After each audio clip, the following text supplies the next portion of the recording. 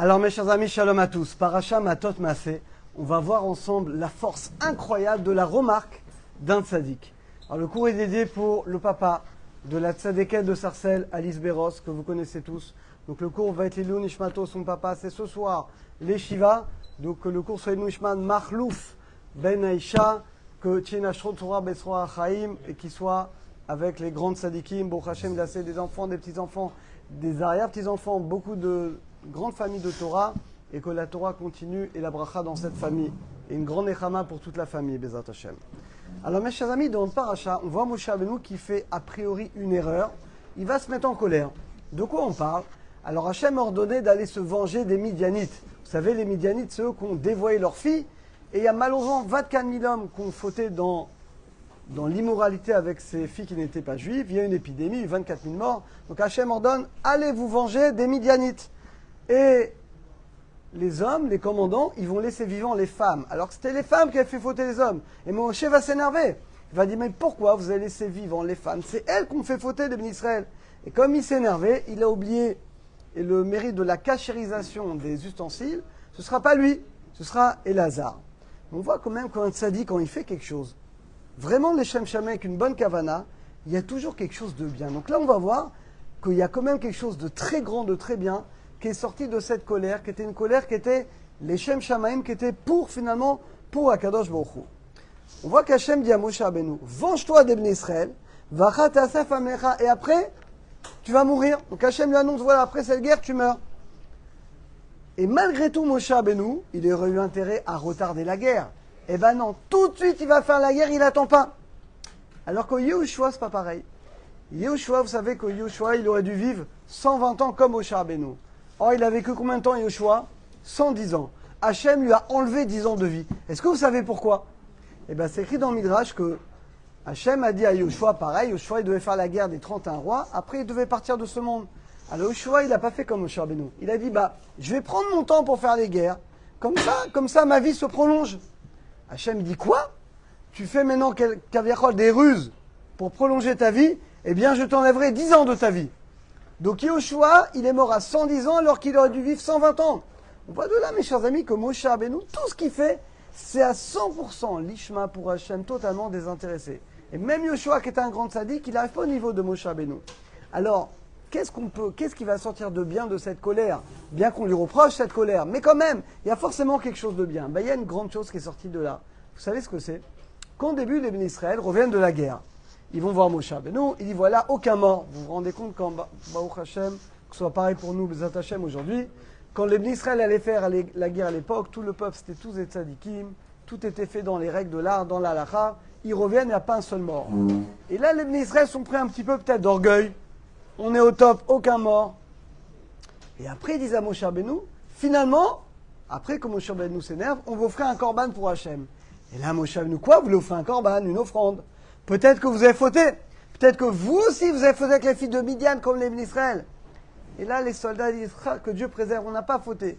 Mais peut-être que dans notre tête, on a une pensée comme ça qui n'était pas comme il fallait. Donc on veut quand même offrir une offrande. Et là, mes chers amis, on voit que les commandants, les soldats, au début, ils arrivent avec un petit peu d'orgueil. Ils ont réussi la guerre, il n'y a pas un soldat qui est mort, pas de blessés, ils ont rempli leur mission comme il fallait. Et là, Moshe Rabbeinu, il s'énerve contre eux. Et là, ils se disent, attends, si le Gdolador, le grand maître de la génération, il s'énerve contre nous, c'est qu'on a commis une erreur. C'est pas possible que Moshe Rabbeinu s'énerve contre nous. C'est que forcément, il y a quelque chose qui n'est pas bien. Il y avait l'attribut de rigueur sur nous, et grâce à Moshe Rabbeinu qui va s'énerver contre nous, il va enlever cet attribut. Et là, ils réfléchissent, ils disent, certainement, on n'a pas fauté Chaz Shalom, mais peut-être dans la pensée, on a fauté. Et là, ils vont avoir l'humilité d'amener une offrande pour Hachem pour expier des pensées qui n'est peut-être pas extraordinaire. Ils ont compris, mes chers amis, que quand un tzaddik fait une remarque, ça vient du ciel et ça vient nous enlever quelque chose de négatif. Et là, mes chers amis, pour illustrer tout ça, je vais vous raconter une histoire qui est incroyable. Sur Baba Salé. Un homme qui avait l'habitude d'aller voir Baba Salé régulièrement. Il habitait en plus à Netivot, il allait le voir régulièrement. Il était Kablan. Il était, comment on dit Kablan en français? Promoteur immobilier. Il va le voir et là, c'est la première fois de sa vie que il arrive. Et Baba Salé, devant tout le monde, il insulte devant tout le monde. Racha Merusha, t'es un rachat, t'es un voleur, t'es un immoral. Il dit, mais il y a une erreur là. Et, Rabbi, Baba, c'est moi, tu me connais, je viens de voir tous les mois, tous les 2 mois, je sais pas ce que... C'est moi. Et là, Baba Salé, les gens autour d'eux, ils comprennent pas. Jamais ils ont vu Baba Salé. Il se lève et il insulte ce juif devant tout le monde. Sors de ma maison, rachat, voleur, immoral. Il devient tout rouge. Il comprend pas ce qui se passe. Il s'en va. Il monte dans son camion.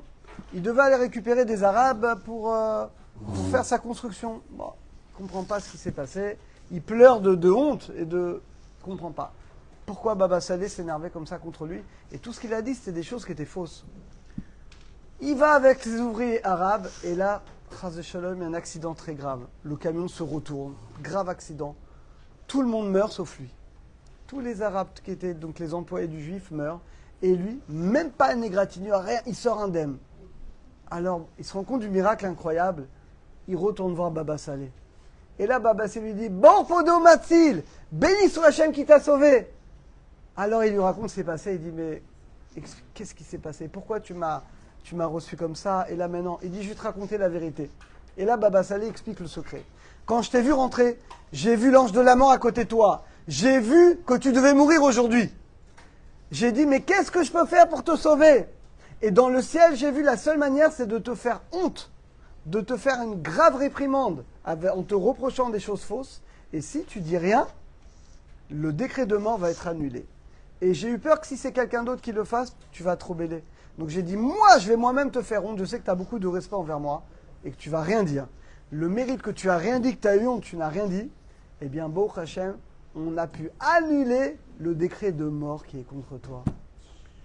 Vous vous rendez compte qu'en réalité, cette honte, cette réprimande qu'il a fait Baba Salé, il a sauvé le juif. Et bien dans notre paracha, c'est pareil. Grâce à la colère de Moshe Rabbeinu, les soldats, ils ont dit, mais c'est pas possible, si Moshe Rabbeinu se met en colère contre nous, c'est qu'on n'est pas irréprochable. C'est que oui, on a fauté. On n'a peut-être pas fauté physiquement, mais on a fauté dans la pensée. Et bien grâce à la colère de Moshe Rabbeinu, les Bnei Israël ont fait tchouva. Ils ont compris qu'ils devaient réparer, dépenser peut-être ordi, peut-être d'autres choses.